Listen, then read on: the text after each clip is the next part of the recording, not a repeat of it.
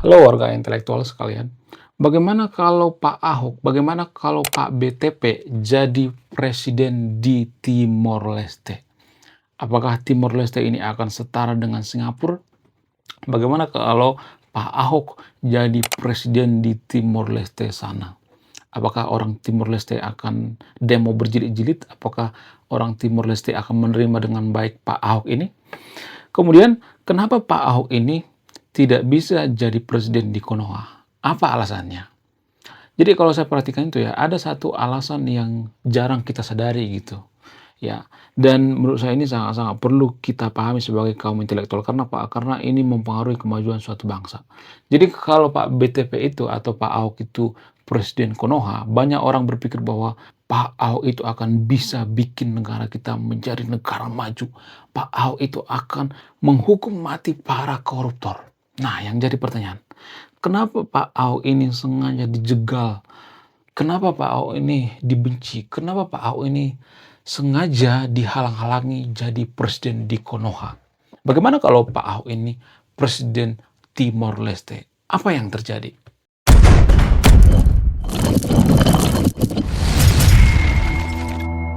Menurut saya, kalau Pak Ahok ini jadi presiden di Timor Leste, maka Timor Leste akan setara dengan Singapura, guys. Beneran. Potong kuping saya. Karena menurut saya pribadi, Pak Ahok ini adalah Lee Kuan Yew versi Indonesia. Tapi sayangnya warga Konoha tidak bisa memahami itu. Warga Konoha itu terlalu SDM rendah memahami Pak Ahok ini kalau saya perhatikan. Kenapa Pak Ahok ini justru lebih diterima di Timur Leste? Apa alasannya? Apakah karena seagama? Enggak, guys. Bukan karena faktor agama, tapi faktor daripada tradisi dalam beragama. Itu dua hal yang berbeda ya. Tradisi dalam beragama. Jadi kalau saya perhatikan itu ya, orang Kristen itu tidak rasis dalam beragama. Enggak. Orang Kristen itu mau pemimpinnya Muslim, ya, mau Hindu, mau Buddha, enggak jadi masalah. Jadi dalam agama Kristen itu enggak ada istilah yang penting seiman. Enggak seperti itu. Enggak ada prinsip yang mengatakan yang penting seiman, enggak. Jadi orang Kristen itu berpikir yang penting kinerjanya bagus, bukan yang penting seiman. Yang penting jujur, bukan yang penting seiman. Tapi kalau di Konoha itu ya, kalau saya perhatikan itu, kita itu lebih memilih pemimpin yang seiman daripada kinerja. Nah, ini masalah yang susah kita hilangkan di Konoha.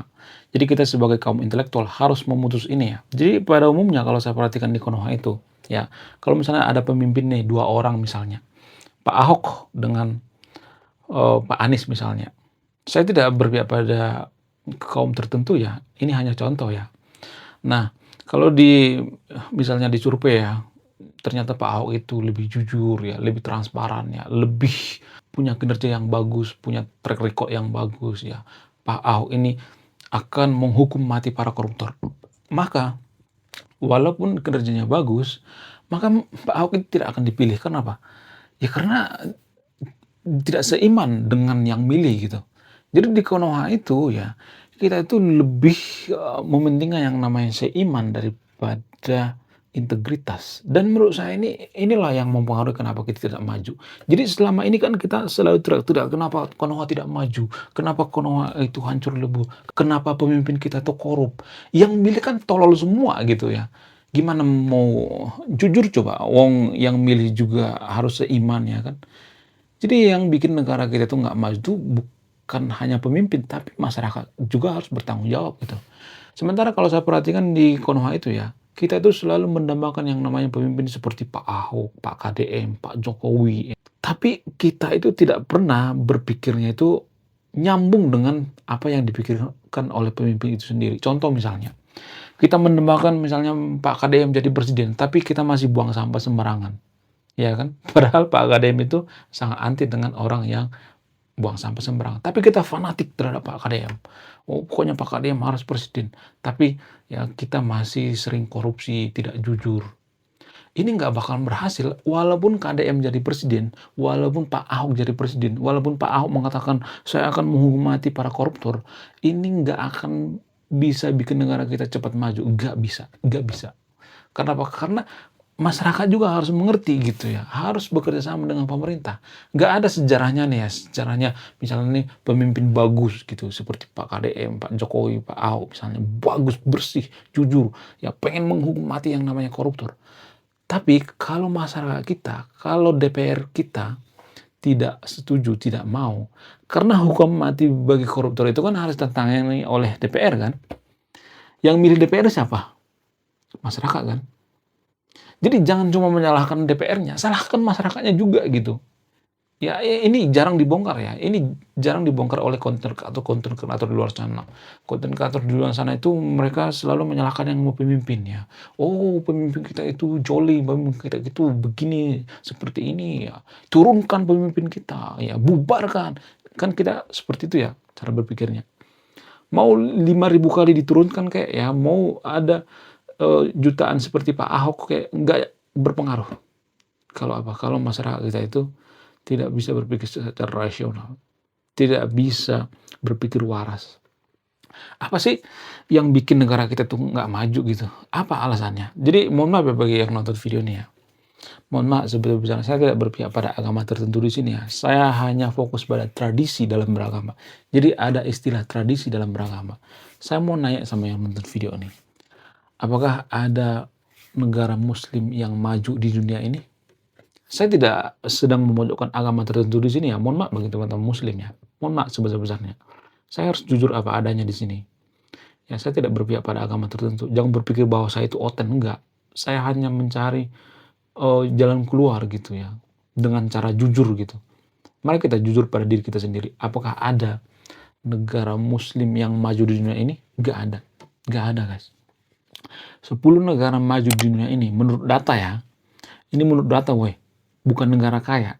Qatar, Dubai, itu kan negara kaya. Kaya akan apa? Kaya akan minyak.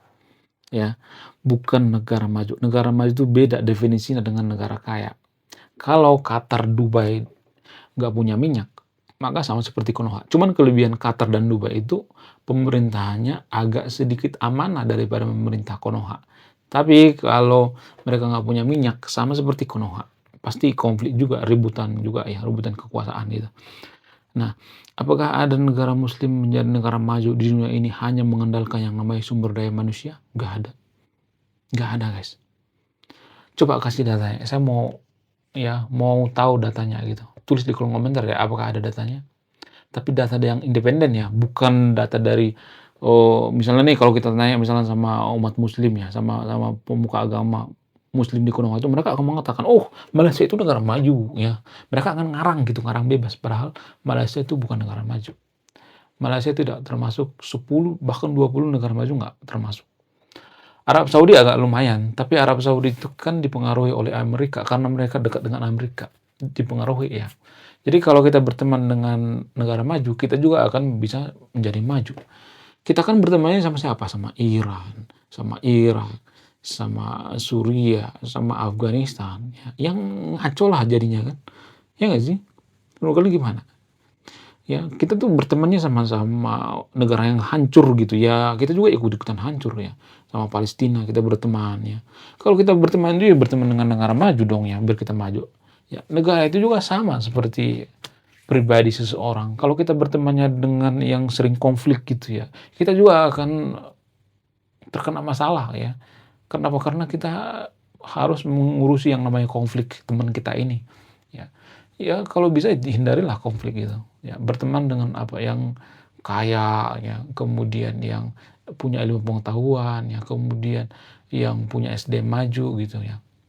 Jadi kalau saya perhatikan itu ya, mohon maaf bagi yang nonton video ini ya, saya tidak berpihak pada agama tertentu ya, disclaimer on ya.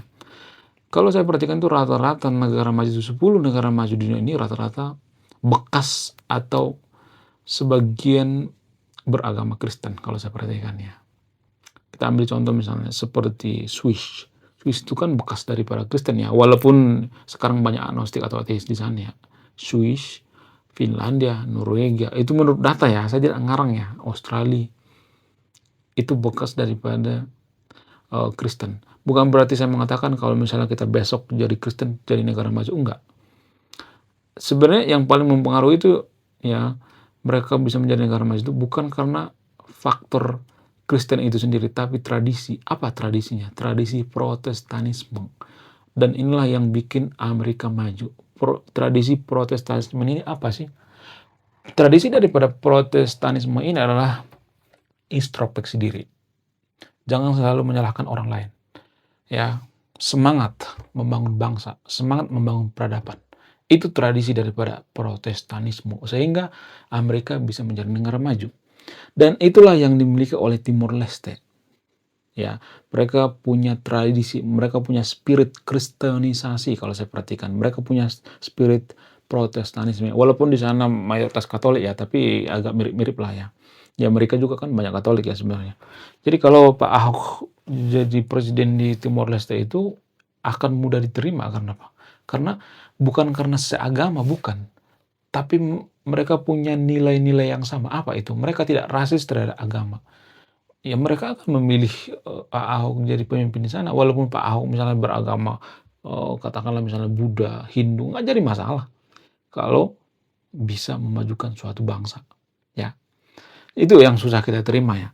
Kita itu lebih melihat yang namanya agamanya. Yang penting seiman. Itu prinsip orang-orang dalam memilih pemimpin.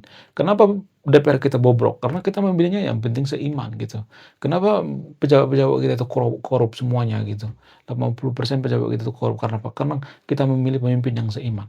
Kalau ada seseorang yang jujur ya, tapi beda iman ya. Kalau ada seseorang yang jujur tapi dia agnostik, ateis, nggak peduli dengan agama, tapi dia pengen menghukum mati koruptor, itu tidak akan kepilih. Karena apa? Karena dia seiman. Jadi kita itu secara tidak langsung rasis terhadap yang beda keyakinan. Rasis itu namanya. Tapi kalau di luar negeri, Swiss, Finlandia, Norwegia, nggak peduli. Lu mau menyembah SpongeBob kayak, mau nyembah Naruto kayak, mau nyembah botol kecap kayak, nggak jadi masalah. Yang penting akhlak, yang penting kelakuan. Tapi di Konoha kan nggak seperti itu ya. Kalau Ahok jadi calon presiden itu akan ditanya, lu Muhammadiyah apa? Oh NU ya. Akidahnya apa? Ya kalau nggak mualaf dulu dah gitu ya. Konoha kan seperti itu. Mualaf dulu lah. Supaya apa? Supaya dipuja-puja. Kalau udah mualaf itu, aduh, kita dikasih karpet merah guys. Ya, akan dipuja-puja. Oh Pak Ahok itu adalah orang yang baik, orang yang jujur. Kalau udah mualaf ya seperti itu. Ya itu salahnya daripada Pak Ahok ya. Kalau saya perhatikan dia nggak mualaf ya. Bukan berarti saya nyuruh ya. Kalau dia mualaf pasti lain cerita guys. Kemudian dulu Pak Ahok itu dijegal itu karena nggak punya yang namanya channel YouTube. Jadi kalau Pak Ahok dulu misalnya nih waktu di Pulau Seribu punya channel YouTube ya, ini seandainya ya, yang kita flashback masa lalu karena semua negara maju itu belajar dari sejarah guys. Jadi kita belajar dari sejarahnya Pak Ahok. Kalau Pak Ahok dulu punya channel YouTube seperti Kang Deddy Mulyadi misalnya, seperti saya misalnya ya, bawa kamera kemana-mana. Saya lagi pidato misalnya, saya lagi orasi misalnya, terus direkam, ada video fullnya. Maka ini akan jadi barang bukti gitu. Jadi tidak fitnah. Itu kesalahan dari Pak Ahok dulu. Ya, kenapa dia dijegal di Pulau Seribu. Harusnya dia punya channel YouTube. Ya, jadi kita bisa menonton video utuhnya seperti apa. Nah, itulah alasannya kenapa KDM itu bikin channel YouTube. Biar apa? Biar tidak didemo tiap hari gitu ya. Karena KDM itu kan suka kontroversi ya. Perkataannya suka kontroversi. Ya, kenapa suka ngambil kebijakan yang sangat luar biasa gitu ya, di luar dari pemikiran kita. Sehingga apa? Sehingga sangat rentan didemo oleh masyarakat kalau dia tidak punya media sendiri. Jadi menurut saya pribadi ya, kalau kita seorang politisi itu media itu sangat-sangat penting sekali ya. Supaya apa? Supaya masyarakat tahu kita kerja dan masyarakat bisa menilai, oh ternyata ini video fullnya gitu. Jadi Pak Ahok dulu kalau punya video YouTube itu bisa selamat itu guys. Cuman dia kan nggak ada video YouTube ya, karena wartawan-wartawan di Konoha itu kan suka nakal gitu ya, dipotong-potong gitu ya, ucapannya dipotong-potong. Pak Ahok kan karena dipotong-potong ya videonya sehingga dijegal ya, dipolitisasi sebenarnya ya kalau saya perhatikan ya, sengaja gitu ya, sengaja dicari-cari kesalahannya. Kalau Pak Ahok itu Muslim nggak bakal seperti itu ya, jujur aja deh ya, jangan tutupin ya, saya bukan orang yang ini ya, yang munafik gitu ya, nggak suka saya yang munafik ya, saya pengen belak-belakan gitu, jujur apa adanya. Kemudian apa tradisi di negara Muslim itu yang bikin negara semakin susah maju? Jadi mohon maaf ya, ini tradisi ya, bukan agamanya. Saya tidak ada urusan dengan agama muslim ya, tapi tradisi ya. Jadi kalau saya perhatikan tradisi dalam beragama muslim itu ada tradisinya yang bikin negara susah maju. Makanya nggak ada 10 besar negara maju itu mayoritas muslim.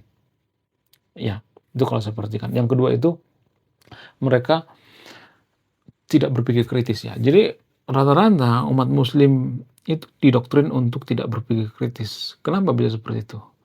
Karena mereka berpikir bahwa kalau kita berpikir kritis itu nanti akan jadi ateis, akan jadi agnostik, akan meninggalkan agama. Makanya di negara muslim itu selalu ada prinsip yang mengatakan yang penting imani saja, cukup imani saja, nggak usah banyak protes, ya imani saja. Karena apa? Karena mereka takut banyak umatnya murtad gitu ya. Mereka takut banyak umatnya kalau berpikir kritis ya, mereka takut ya mereka akan pindah agama gitu. Itu yang mereka takuti sebenarnya. Siapa yang memulai ini duluan? Yang memulai duluan ini menurut data ya, menurut sejarah itu adalah Al-Ghazali. Al-Ghazali lah sebenarnya yang memulai ini. Mulai dari zaman Al-Ghazali itu kalau saya perhatikan tuh peradaban muslim itu perlahan-lahan runtuh. Kenapa? Karena Al-Ghazali itu mengharamkan filsafat. Sementara nggak ada satupun negara maju di dunia ini, sekali lagi saya katakan ya, nggak ada satupun negara maju di dunia ini bisa maju kalau tidak dibarengi dengan filsafat. Rata-rata negara maju di dunia ini adalah mereka yang jago filsafat. Eropa maju karena apa? Karena dipengaruhi oleh filsafat Yunani. Filsuf Yunani, Socrates, Plato, dan sebagainya. Bagaimana dengan China? China itu dipengaruhi oleh filsuf bernama Confucianism. Jepang, semangat Bushido. Ya, Singapura, pengaruh daripada Konghucu. Ya. Bagaimana dengan Australia? Australia itu pengaruh daripada filsuf Yunani. Jadi, nggak ada satupun negara maju di dunia ini kalau mereka tidak cinta dengan filsafat. Ya, cuman di Konoha itu kan filsafat diharamkan karena apa? Karena filsafat ini banyak bikin orang murtad gitu ya, banyak bikin orang jadi ateis atau agnostik ya. Ya nggak jadi masalah. Emang apa masalah sih kalau ateis agnostik gitu? Emang kalau ateis itu agnostik jadi jahat gitu, jadi bunuh-bunuhnya orang gitu? Nggak ada tuh ya kalau di penjara ya di Konoha kalau saya perhatikan tuh jarang-jarang mereka agnostik ateis. Bahkan koruptor kita 100% itu beragama. Nggak ada satupun yang ateis atau agnostik. Cuman di Konoha itu ya kita itu dibenci karena apa? Karena kita berbeda pendapat. Ateis, agnostik, orang beragama itu kan berbeda pendapat kan. Apa soalnya sih berbeda pendapat? Ya kan? Kita itu sangat benci yang namanya orang yang berbeda pendapat. Kenapa bisa seperti itu? Apa alasannya? Karena kita didoktrin bahwa kitalah yang punya kebenaran. Jadi tradisi dan beragama di Konoha itu kita didoktrin bahwa agama kita yang paling benar, agama kita yang paling suci ya. Jadi agama lain itu sesat. Nah dari situ tuh ya, kenapa kita itu susah menerima perbedaan pendapat? Karena dipengaruhi oleh doktrin agama. Jadi kita itu salah dasar. Harusnya ya anak-anak di Indonesia itu ya pertama itu yang diajarkan itu kemanusiaan dulu anak-anak ya, kemanusiaan, sains, filsafat, baru agama. Sementara ya kalau saya perhatikan itu yang pertama diajarkan di Konoha itu malah agama gitu ya, agama terus ya. Kalau mereka diajarkan agama, mereka akan menganggap bahwa agama yang paling benar gitu ya. Mereka sudah punya yang namanya kebenaran yang hakiki. Lalu mereka malas belajar sains gitu. Karena apa? Karena mereka menganggap bahwa ngapain belajar sains? Kita nanti kan mati ke akhirat. Jadi akhirat terus yang difokuskan. Nah ini yang ketiga ya. Kenapa negara muslim itu ya rata-rata SDM-nya rendah, nggak semuanya tapi ya susah maju itu. Kenapa nggak ada yang maju itu? Karena terlalu fokus terhadap akhirat terus yang dipikirkan. Saya tidak melarang yang untuk berpikir akhirat ya, tapi kalau kita memikirkan akhirat terus ya melakukan ritual-ritual ya segala macam ya. Mohon maaf ya, kalau di negara maju itu ya, kalau saya perhatikan tuh ya seperti di Cina misalnya, di China itu kalau orang kebanyakan ritual ya, misalnya ini kerja nih di perusahaan nih ya, terus 5 waktu tuh ya, misalnya ini kebanyakan ritual itu, mereka dipecat guys. Karena apa? Karena mereka menganggap bahwa ya lu melakukan ritual itu di rumah aja. Ya lu beragama ya urusan lu ya bekerja itu kan ibadah gitu. Jadi orang China itu berpikir bahwa pekerjaan mereka itu adalah ibadah. Sehingga mereka tidak melakukan yang namanya ritual-ritual keagamaan lagi di pekerjaan. Tapi kan Konoha kan nggak bisa berpikir sejauh ini. Kalau saya ngomong seperti ini nanti saya akan dikata-katain ateis, oh kamu PKI ya. Susah emang kita menjadi negara maju. Susah banget. Yang berbeda sedikit maka akan dikata-katain, oh kamu PKI ya. Jadi berbeda pendapat itu di Konoha itu maka akan dikata-katain PKI. Kenapa kita tuh susah menerima perbedaan? Apa alasannya?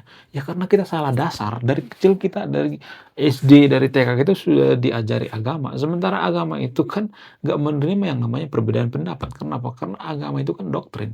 Cukup imani saja. Kalau Tuhan satu, ya imani saja Tuhan satu. Ya. Kalau Tuhan kita yang paling benar, ya Tuhan kita lah yang paling benar. Jangan melirik kiri kanan.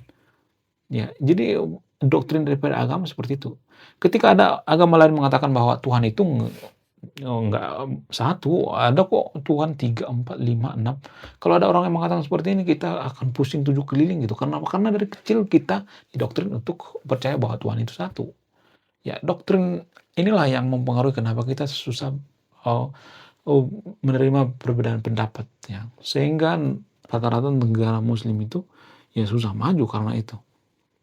Ya ada banyak contoh lain ya. Kemudian contoh selanjutnya misalnya, kita itu ya kalau saya perhatikan warga Konoha itu, kita dengan menuliskan komentar misalnya nih ya, semoga amal ibadahnya diterima, kemudian semoga bencana cepat selesai ya, saya doain ya. Jadi kita itu terlalu mengandalkan doa gitu. Mohon maaf ya warga Konoha seperti itu ya. Ini hanya di Konoha bukan Indonesia ya, disclaimer on ya. Kita tuh kelebihan doa gitu. Kita berpikir bahwa hanya dengan berdoa maka banjir di Sumatera selesai gitu.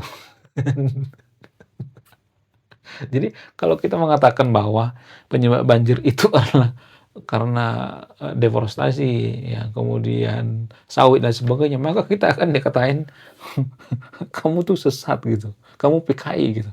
Jadi banyak tuh ya sekarang ini lagi viral di media sosial ketika ada orang yang kritik pemerintah, ketika ada yang kritik tentang deforestasi ya, kemudian mengkritik tentang penanaman sawit maka diteror gitu. Jadi menurut saya pribadi ini semacam pembungkaman gitu. Kenapa kita itu tidak bisa menerima perbedaan pendapat itu? Ya karena dari kecil kita sudah salah dasar. Harusnya waktu kecil itu diajari tentang kemanusiaan dulu deh ya, kemanusiaan. Sama seperti di Jepang ya. Di Jepang itu kan kemanusiaan dulu ya, antri. Anak-anak TK di sana nggak pernah diajarkan menghafal, menghafal kitab suci, ngapain ya. Ya, nggak ada tuh ya. Mereka antri dulu ya. Kemudian mereka disiplin dulu ya. Kemudian menjaga kebersihan. Kemudian belajar sains ya. Kemudian belajar filsafat. Lalu belajar agama, terakhir agama. Di Konoha terbalik-balik guys. Bukan berarti saya membenci agama, enggak. Tapi justru tradisi dan beragama itu yang bikin kita susah menerima perbedaan pendapat. Karena kita didoktrin dari kecil bahwa Tuhan kita yang paling benar gitu. Kita tidak bisa menerima pendapat kalau ada yang mengatakan bahwa, misalnya nih contoh ya, kalau ada misalnya orang yang mengatakan, apakah surga itu terbukti secara ilmiah? Maka ya kalau ada pertanyaan seperti ini, mohon maaf ya di masjid misalnya atau di gereja ditanya seperti itu, maka akan dikata-katain PKI, oh kamu PKI ya, oh kamu sesat, oh kelainan kamu tuh. Padahal pertanyaan seperti ini hal yang biasa di negara maju. Jadi dalam hal ini saya kesepian guys. Jadi waktu saya kecil itu ya, saya nggak tahu apa saya kelainan atau tidak. Saya tuh selalu mempertanyakan gitu dari kecil gitu. Bahkan bapak saya itu sampai kelagapan gitu ya, sampai saya tuh pernah sampai dikira gila gitu. Karena saya tuh selalu mempertanyakan gitu ya. Ketemu sama kakek saya bertanya, ketemu sama paman saya bertanya, sama ibu saya bertanya. Ya, ibu saya dulu ya ini saya harus, ini ya bocorkan ya, waktu saya kecil saya bertanya gini, "Apakah orang China itu masuk surga? Apakah orang China itu mengerti surga? Apakah orang orang Jepang itu akan masuk surga? Apakah mereka itu punya surga?" Lalu ibu saya ngomong seperti ini, "Surganya orang China dan orang Jepang itu adalah di dunia ini.